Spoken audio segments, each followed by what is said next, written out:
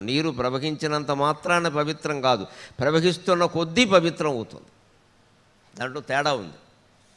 కేవలం ప్రవాహమైనంత మాత్రాన పవిత్రం కాదు. ప్రవాహంలోనే గడ్డి పరకలు ఉంటాయి, వెదురుపూకల పొలాలు ఉంటాయి, రకరకాలుగా మట్టి చేరుతుంది, ఇసుక చేరుతుంది, అనేకం చేరుతాయి.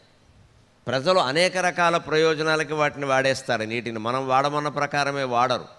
అంచేది ప్రవహించినంత మాత్రాన్ని పవిత్రం అవుతుందనడం పొరపాటు. ప్రవహిస్తున్న కొద్దీ పవిత్రం అవుతుంది.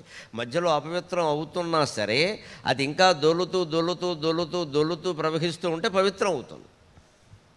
భగవంతుడి యొక్క ప్రతిమ మనం తయారు చేయాలి అంటే చాలా సులభమైన విధానాన్ని హైందవ ఋషులు కనిపెట్టారు. ఒక బొమ్మరాయి చాలా అబ్బాయి నీకేం అక్కర్లేదన్నారు. ఒక బొమ్మరాయి, మామూలు రాయి వేరు, బొమ్మరాయి వేరు.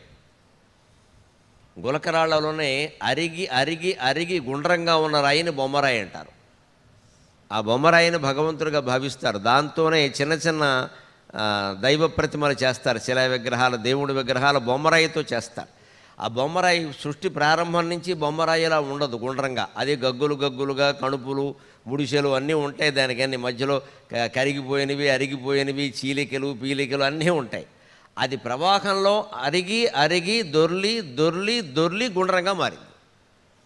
అప్పుడు అది దేవుడి ప్రతిమకు ఉపయోగిస్తుంది, అంతవరకు ఉపయోగపడదు.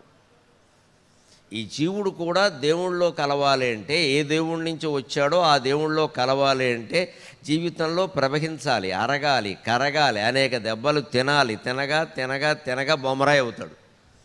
ఇంక నువ్వు ఏం కొట్టు నే గదలను, నువ్వు దండయి నే గదలను, నువ్వు దండించు నే గదలను, నీ సన్మానాలు నీ అవమానాలు నన్నేమీ చెయ్యలేవు అని ఒక మహాయోగి స్థితికి చేరుకుంటాడు. దీనికి స్త్రీ పురుష భేదం లేదు, కులభేదం లేదు, మతభేదం లేదు, జీవభేదం కూడా లేదు.